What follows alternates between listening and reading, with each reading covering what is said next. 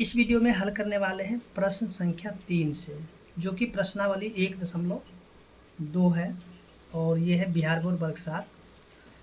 तो देखिए यहाँ पे जो दिया गया प्रश्न संख्या 3 में निम्नलिखित के सामने उसके उचित गुण को लिखिए।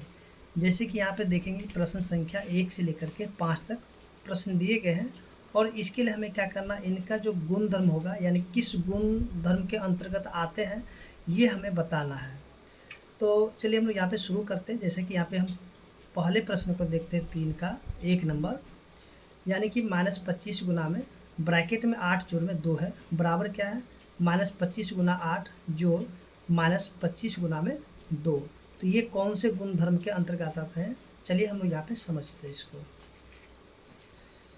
सबसे पहले जो प्रश्न संख्या दिया गया है 3 का 1 -25 गुना में 8 जोड़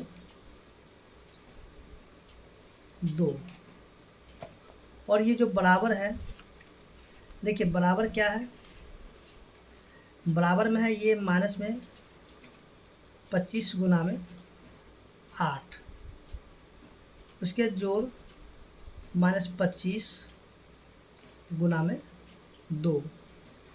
तो देखिए यहाँ जो है ना, जैसे कि ये वाला जो है इसको हम लोग कर लेते हैं ए, देखिए -25 को हम लोग मान लेते हैं ए, 8 को मानेंगे बी और 2 को मान लेते हैं सी।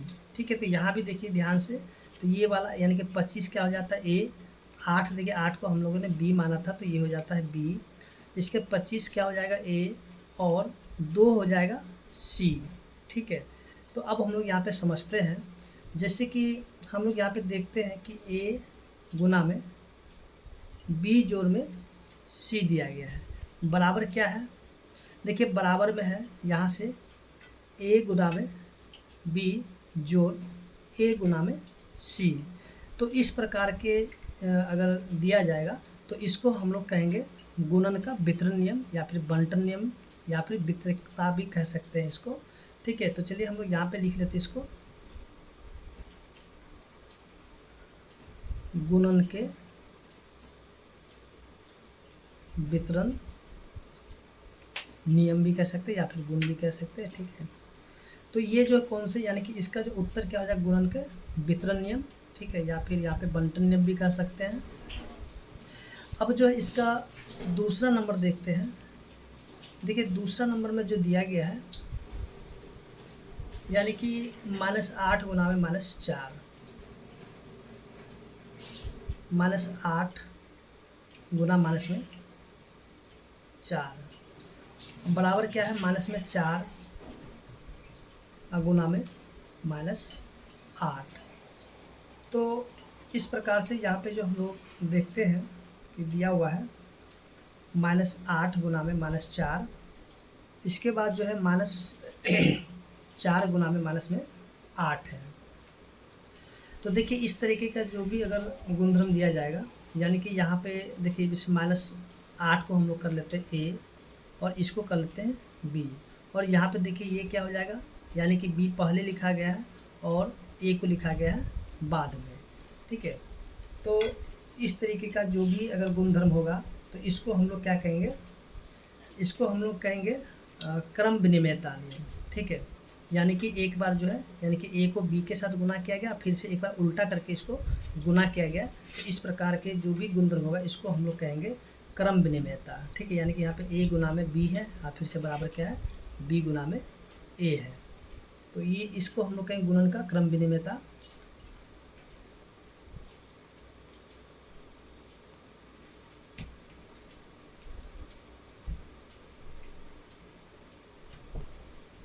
ठीक है, तो इस प्रकार से हम लोग इसको लिख सकते हैं।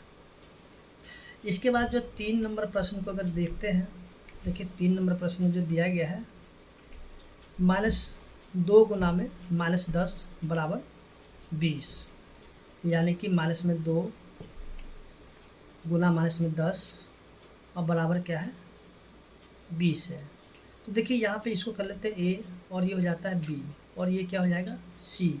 तो यहाँ पे क्या है ए गुना में बी और बराबर क्या है सी, यानी कि दो पूर्णांकों को जब गुना किया गया है तो तीसरा पूर्णांक हमें प्राप्त होता है। तो इस प्रकार के जो भी गुणधर्म होगा इसको हम लोग कहेंगे संवरक या फिर समवृत्त नियम। संवरक या फिर इसको हम लोग समवृत्त नियम भी कह सकते हैं। ठीक है, इसके बाद जो है आगे प्रश्न संख्या जो कि इसका यहाँ पे जो है ये जो प्रश्न संख्या 4 है। ठीक है, इसका यानी कि 4 है ये। ठीक है, 1 2 और ये 3 ये नीचे हो गया। ठीक है, ये 4 हो गया। तो चलिए हम लोग 3 को अब देख लेते हैं। देखिए प्रश्न संख्या 3, देखिए 3 में जो दिया गया है ब्रैकेट में 20 गुना में 30 फिर से गुना 40 बराबर क्या है। देखिए यहाँ से 20 को अलग कर दिया गया है, फिर से गुना में 30 और 40 को एक साथ रखा गया है। ठीक है, जैसे कि यहाँ पे हम लोग देखेंगे कि ABC यानी कि इसको मान लेते हैं A, इसको कर देते हैं B और इसको करते C। तो देखिए यहाँ से A हो गया और ये हो गया B और ये C। ठीक है, तो यहाँ पे हम लोग ध्यान देंगे कि A गुना में B फिर से यहाँ पे क्या हो जाता है गुना में C बराबर है किसके, तो A गुना में B गुना में C। देखिए इस प्रकार के गुणधर्म को हम लोग कहेंगे सहचर्य या फिर सहचारिता। ठीक है, इसको क्या बोलेंगे, सहचर्य या फिर सहचारिता, यानी गुणन का सहचर्य कहेंगे। ठीक है, गुणन का सहचर्य नियम या फिर सहचारिता।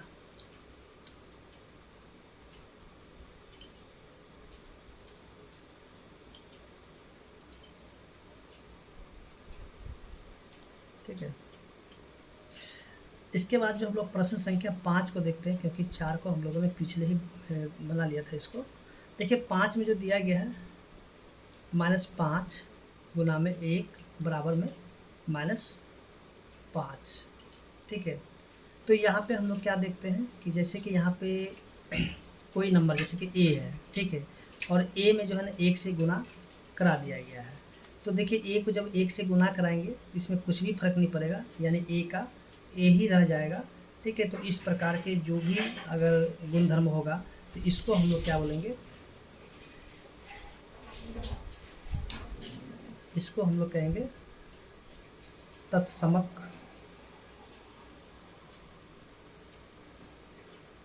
ठीक है, गुणन का तत्समक कहेंगे, तत्समक। ठीक है, यानी कि गुणन का।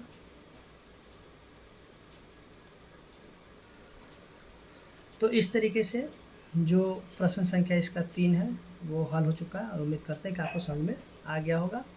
अब जो है यहाँ से हम लोग देखते हैं अगले प्रश्न को, जो कि प्रश्न संख्या 4 है। देखिए 4 में जो दिया गया है यानी कि हमें क्या करना है, सत्यापित करना है। देखिए सत्यापित करने के लिए जैसे कि हम लोगों ने प्रश्न संख्या 2 को हल किए थे, यानी सत्य और असत्य को चुने थे, तो उसी प्रकार से यहाँ प्रश्न संख्या 4 को भी कर लेंगे। ठीक है, तो देखिए सबसे पहले प्रश्न संख्या 4 में जो दिया गया है 4 का जो कि 1 है 42 गुना में -5 बराबर -5 गुना में 42। तो देखिए यहाँ पे एक तरफ हम लोग लिखेंगे LHS यानी कि लेफ्ट हैंड साइड हो जाता है, यानी कि बायां पक्ष, और दूसरी तरफ लिखेंगे RHS यानी कि दायां पक्ष।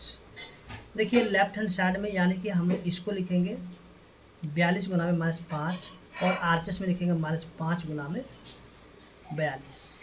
42 को जब 5 से गुना कराते हैं तो क्या हो जाता है 210, और यहाँ पे देखिए एक तो माइनस का चिन्ह है यानी कि प्लस माइनस हो जाता है माइनस, और यहाँ पे इसको जब गुना कराते हैं तो कितना हो जाता है 210 और माइनस का चिन्ह यहाँ पे होगा। तो यहाँ पे हम लोग क्या देखते हैं कि दोनों तरफ का जो है ना मान एक ही जैसा आ गया, यानी कि LHS का जो है मान बराबर हो गया किसके, RHS के। तो इसलिए ये जो है ना क्या हो गया, सत्यापित हुआ। ठीक है, सत्यापित हुआ। इस तरीके से हम लोग यहाँ पे प्रश्न संख्या 4 को हल कर सकते हैं। देखिए अगर आपको वीडियो अच्छा लगा तो प्लीज़ वीडियो को लाइक कीजिए और चैनल को सब्सक्राइब कीजिए। इसके बाद जो है प्रश्न संख्या जो कि 2 है,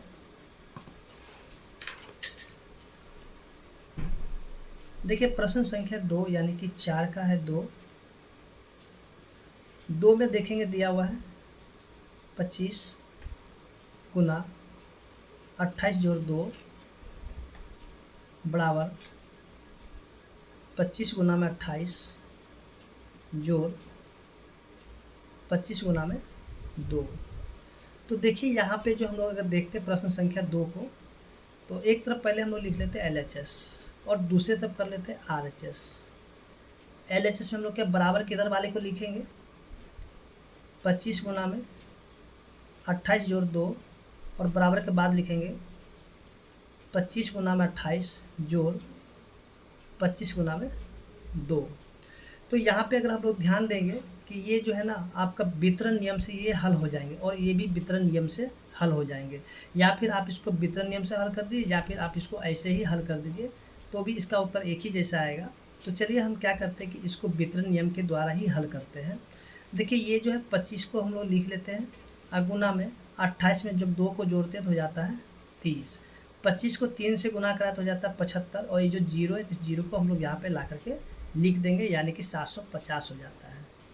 यहाँ भी देखिए 25 को हम लोग क्या करते हैं, दोनों 25 में से एक 25 को हम लोग लेते हैं कॉमन, तो यहाँ पे बचेगा क्या, गुना फिर से 28 और जोड़ में ये वाला देखिए जोड़ है तो जोड़ लिख लेंगे और ये 2 को लिख लेंगे। ठीक है, ये वितरण नियम के द्वारा हल किया जा रहा है।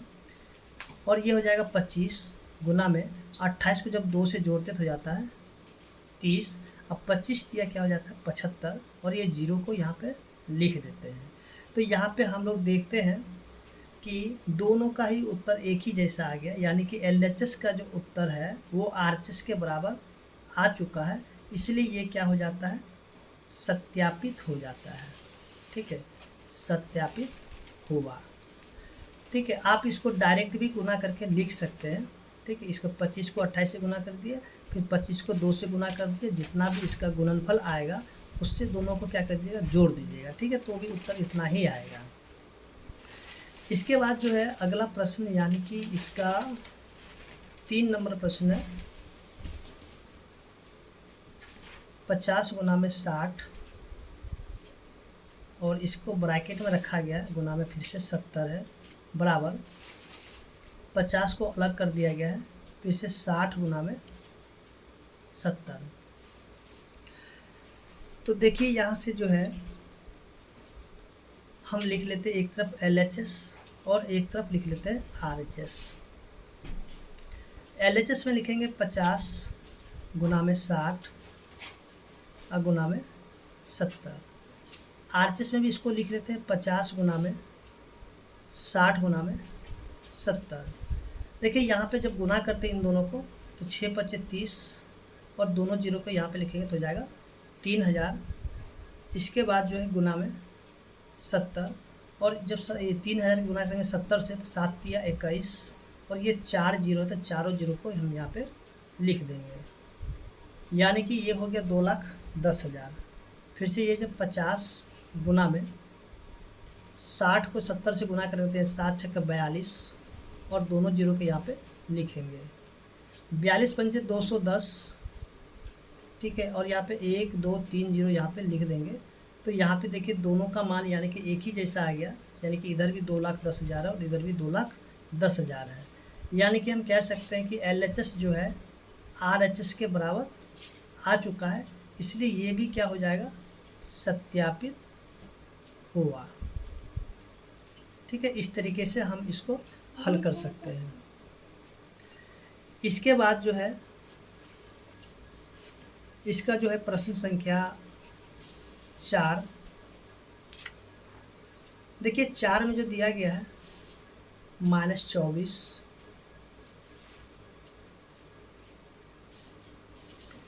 गुना